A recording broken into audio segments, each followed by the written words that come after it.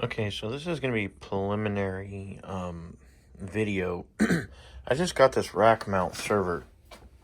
I don't know at what point I'm going to be making a video on all of this stuff. I don't know if this is going to be an update or video or what the heck is going on. So I'm probably going to have to scrap my Kodak or my Super 8 film camera rebuild, because there's some parts on there that I can't seem to find or get. It's the weight for the photo sensor. I'm still doing research, but I may have to totally scrap that whole project. I don't know. We'll have to see. But I've been buying some.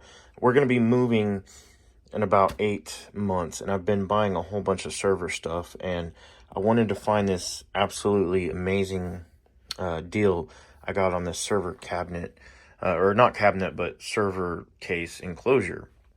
I got a 24 patch panel, and this is the one that actually has the RJ45s on both sides because of the way that I'm going to be doing my rack system. And this is a Chinbro case, and this is actually quite amazing. I'm going to be taking all of this apart. The processor that's in this thing is not quite as fast as I would like it to be, so we're going to kind of just maybe take this motherboard out. It does have 2 Intel Gigabit NICs, and then there was this Marvell SATA controller in there as well. This motherboard does have 1, 2, 3, 4. It does have 6 SATA ports. Unless I might just try and see if I can find a faster CPU, because this board does have USB 3, which I may end up using if I can find a faster processor for this to go in.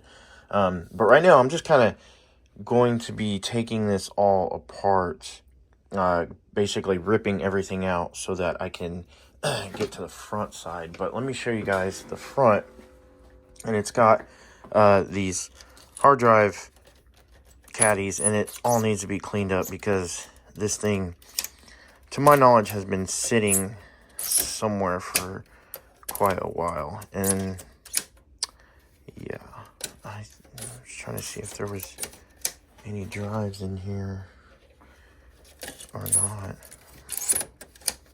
But yeah, I've only paid $50 for this server, and this is a 4U. It's got 2, so yeah, it's got 12 bays. It does have the CD drive, which I may end up either getting rid of or seeing if I can find an adapter for it. I'm not sure. This is IDE. Nobody uses IDE anymore, so at least not to my knowledge. Okay, so it's a couple days later, and I've got this thing cleaned out. I got the motherboard removed. Got all the fans cleaned off. Basically took all the electronic parts out of this and just sprayed this down with the hose to, really get all the dirt and dust out of this thing. So it's 12 bays. I got these new 6 pair SATA cables. I got 2 of them, and I'm going to be getting a motherboard and then probably a SATA card. I don't know if what I'm gonna go with yet. I don't know if I'm gonna get like a LGA 1200, 1700, or an AM4 motherboard. I just got to do some looking around and see what the best deal is for the time. So I've got this. It's got this really cool fan controller on the front. The only downside is that it only controls 3 fans. So I'm gonna see if maybe I could run 2 of them like in series, or maybe just run one of these off of like the chassis pin header, and then the other 3 on the fan controller. So we'll just see how well it goes. So right now I've just got to do some research on finding a motherboard for this thing, and then we can probably start putting it together. It'll probably be, you know, a week or two before I get around to that. And there's a leaf in here. Go away.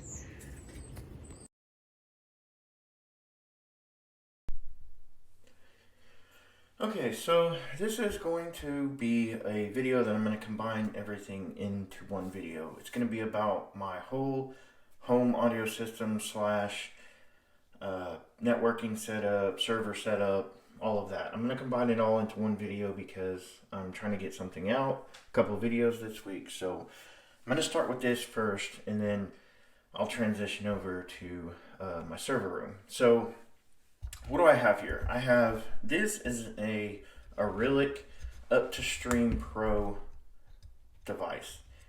This is basically what it is an AirPlay Bluetooth receiver, and you can plug in like an auxiliary input. It can connect to a LAN network, Wi-Fi. You can Bluetooth to it, and then you can output audio to a receiver of some sort. And this was a cheap option or version of something, like not wanting to spend $1,600, $1,700 on a whole home amplifier, because those can get pretty pricey. And I decided to go with this because these are a heck of a lot cheaper. And what I had was a Harman Kardon AVR receiver that had multi-channel input. It had front left, front right, had surround back, and it had surround back left, or surround left and surround right. And each channel was completely independent of one another, and you could assign an input to the 6-channel input. And that's what my original plan was to go with, was to do that. The problem that I found is that when I had these plugged in, it was creating a crap ton of interference. The only thing I found that did not have interference was, and this is freaking bizarre to me, was the Apple branded original 5-watt charger plugged into this guy. It did not create noise, with the exception if you had 2 or more of these plugged in with this charger, then they all had noise. It was the strangest thing I've ever come across. I don't quite understand it, and it was driving me freaking bonkers. So then I moved on to a different kind of something that I thought I would try. This is a 5-volt switching power supply, and I thought maybe if they were all coming off the same line and it was earth grounded, that maybe that would alleviate the noise.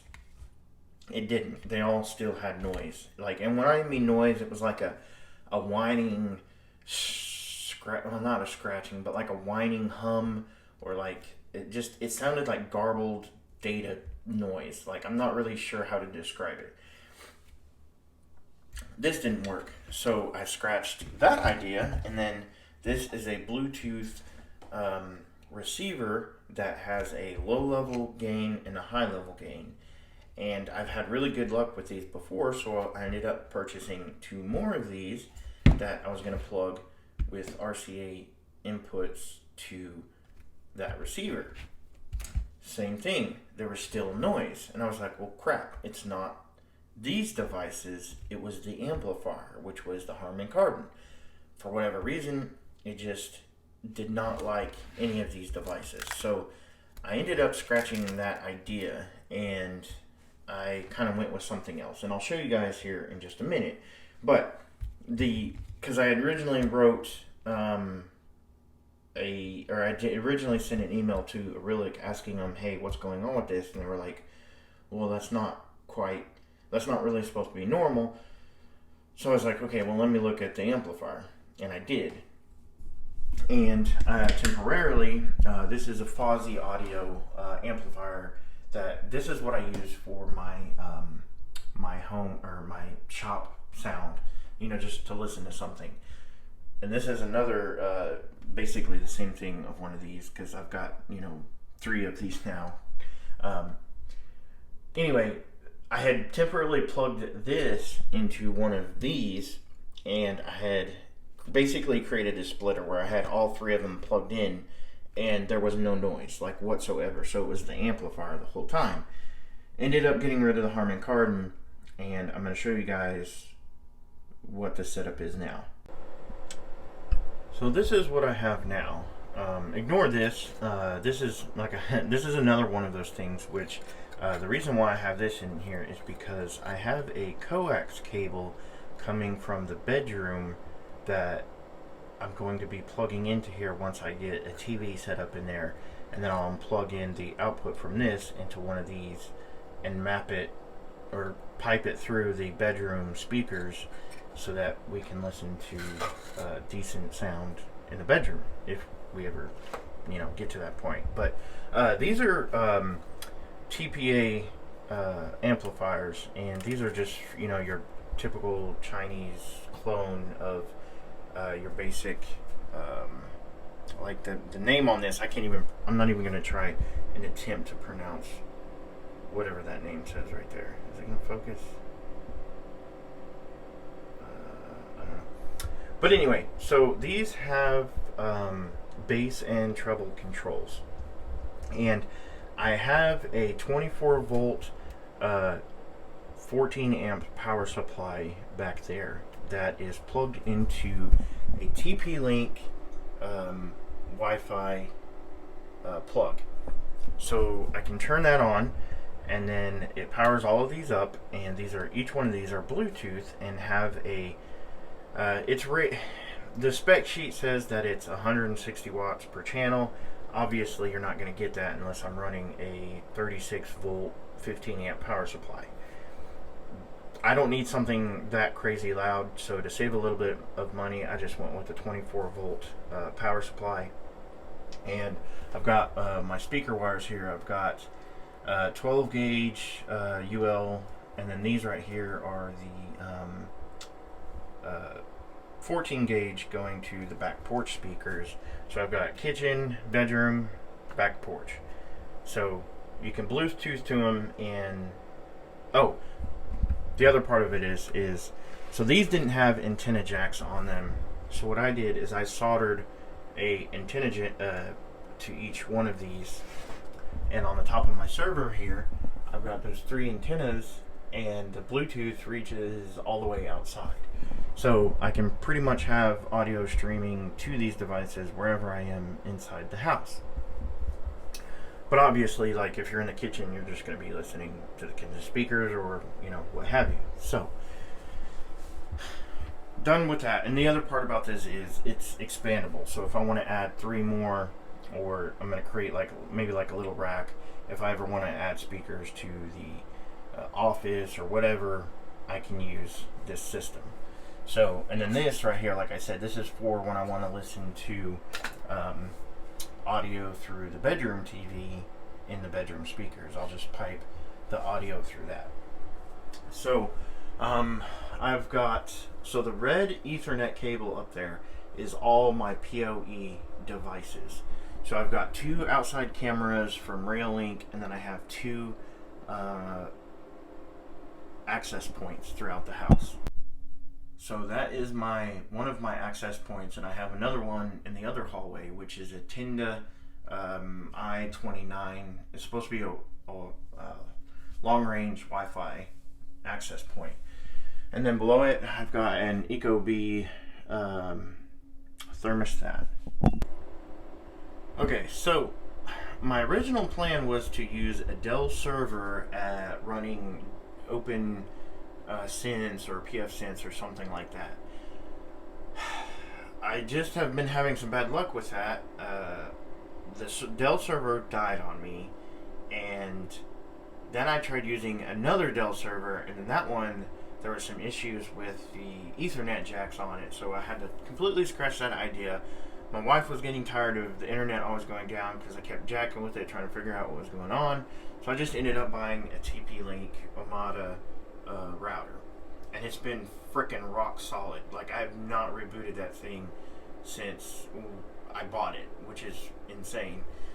So I've got the router, I've got a PoE switch here, I've got a 2.5 gig switch which is running on my file server, and also my Mac Mini on my workstation, and then I just have a regular Tenda gigabit switch. So I've got, and then I have this little patch panel right here.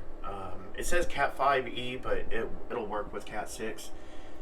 It actually passes through 2.5 gigs just fine. I actually tested it and it works fine. So I've got some Ethernet runs. I've got 2 going to the office. I've got 2 going to, I got 1 going to my network home theater receiver, and then I lost my train of thought. Yeah, I think that's it for now. So I've got expandability, so that's how that is set up. So I've got this file server, which I just installed Windows 11 because I'm playing around with some SDR software, and I'm just kind of playing around with it. My file server is not final yet. I don't know if I'm going to stay on Windows or if I'm going to go back to Linux, but I'm just kind of playing around with it for now.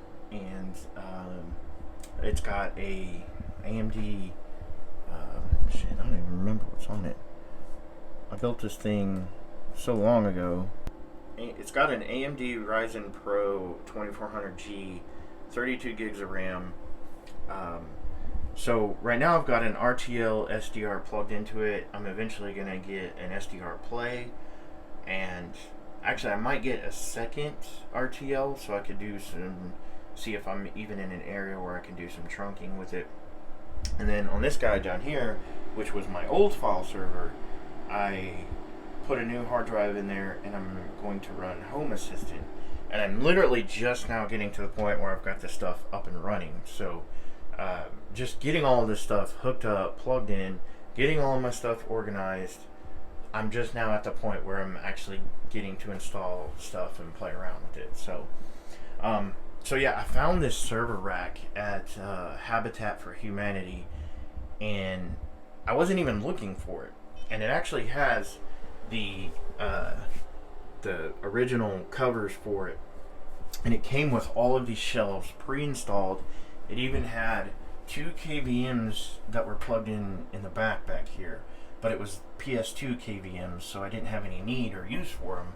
And I've got one Dell branded power strip that had one of the 20 amp plugs on it. I had to take that off and put a 15 amp plug on, and I've got a cheap little APC battery backup back there. I'm eventually going to get a rack mount battery backup. So and then I've got this. I've got a whole bunch of pre-made power cables that I've done. I think that's pretty much it for now. I've got a whole bunch of Cat 5 or Cat 6 cable that just for expandability. I know my wife wants to get 2 more cameras for the sides of the house, so that's why I have that PoE switch there, so that it's expandable for more stuff being added on. So I've got a Toshiba 8 terabyte drive. I've got a WD Gold drive. I've got an old Seagate. Actually, no, that's 250. I think I got a 1 terabyte. Yeah. These are just some drives that I was playing around with. But yeah, my main ones are these 8 terabyte drives. Okay, so this is my workstation setup. I've got a M2 Mac Mini. I've got a tube amp there that are plugged into these bookshelf speakers. I don't remember where I was going with this. Oh, this desk, I got this butcher block on sale from Home Depot for $40, and I got those legs on Amazon, and I just stained it and put some polyurethane on there. So eventually I was kind of playing around with my shortwave radio, so I've got an Access here that I think I'll eventually maybe end up getting a scanner or a shortwave radio to mess around with while I'm sitting at this workstation. I don't really, I don't have a lot of certain set in stone ideas that I'm gonna have yet. So a lot of this is kind of up in the air, but this is what I've got for now. So I've got a 2.5 gig connection to my server, and that's pretty much it for now. Yeah, hope you guys enjoyed it. Peace.